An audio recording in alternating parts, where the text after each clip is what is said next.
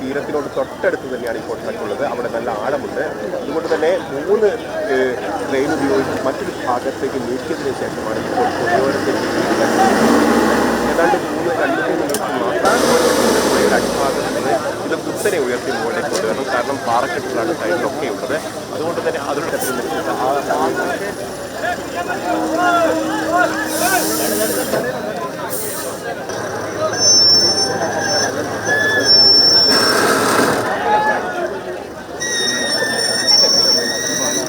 അതോടൊപ്പം തന്നെ മറ്റു വള്ളത്തിൽ വന്ന ആളുകൾ കൂടി അതിൻ്റെ അടുത്തേക്ക് പോവുകയും അതിനെ ഉയർത്തിക്കൊണ്ടുവരാനുള്ള ശ്രമങ്ങൾക്ക് നേതൃത്വം നൽകുകയും ചെയ്യുന്നുണ്ട്. വീണ്ടും ഈ പാറക്കെട്ടുകളുടെ 2-3 തവണ ഈ കേബിൾ പൊട്ടുന്ന സാഹചര്യം ഉണ്ടായി. ഇപ്പോൾ ഇതാ ഇതിൻ്റെ തീരത്തേക്ക് എത്തിയപ്പോൾ വീണ്ടും പ്രതിസന്ധി ഉണ്ടായിരുന്നു. ഇപ്പോൾ ഈശ്വർ മാൽപ്പ ഇതാ ട്രക്കിൻ്റെ അടുത്തേക്ക് എത്തിയിരിക്കുന്നു. അവിടെ അവസാനവട്ട തെരച്ചിൽ ഒരു പരിശോധന കൂടി നടത്തുകയാണ് എന്ന് തന്നെയാണ് നമുക്ക് മനസ്സിലാകുന്നത്. അതോടൊപ്പം തന്നെ കളിയടക്കം അവിടെ പ്രശ്നമായി നിൽക്കുന്നുണ്ടാകും. പക്ഷേ ഈ അവിടെ അടുത്തുള്ള ഒരു പരിശോധന നടത്തുന്നത്, അവിടെ ഭൂമിയുള്ള പരിശോധന അവർ നടത്തുന്നുണ്ട്.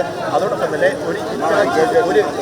ഒരു ട്രെയിനിനെ കൂടി ഇതിൻ്റെ അടുത്തേക്ക് ഏതാനും ഈശ്വരന്മാർക്ക് വലിയ പ്രതീക്ഷകൾ തന്നെയാണുള്ളത്. ഈ ഒരു സാഹചര്യം കൂടി വിജയിപ്പിക്കാനുള്ള ശ്രമമാണ് അദ്ദേഹത്തിൻ്റെ ഭാഗത്തുണ്ടാവുന്നത്.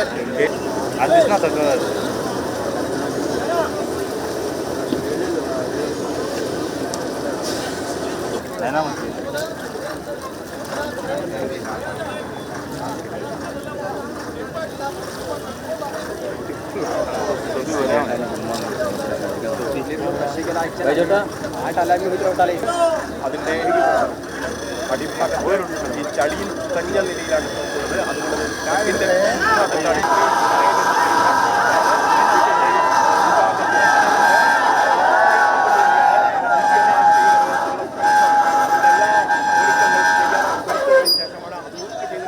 ഉണ്ടാവില്ല എന്ന് ഉറപ്പായി കഴിഞ്ഞിട്ടുള്ളത്. ഇനി യാതൊരു തരത്തിലുള്ള ഡൈവിങ്ങിൻ്റെയും ആവശ്യം അവിടെ വരില്ല. ഇനി ഇത് പുറത്തേക്ക് എത്തിക്കുക എന്നുള്ള സാങ്കേതിക നല്ല വിഷയം. ഈശ്വര മൽപ്പൻ്റെ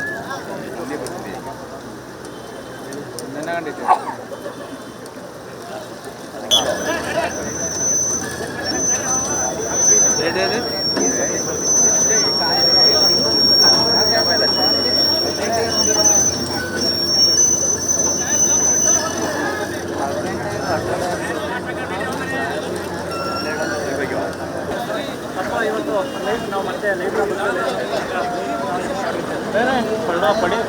ನಕ್ಕೂರೇ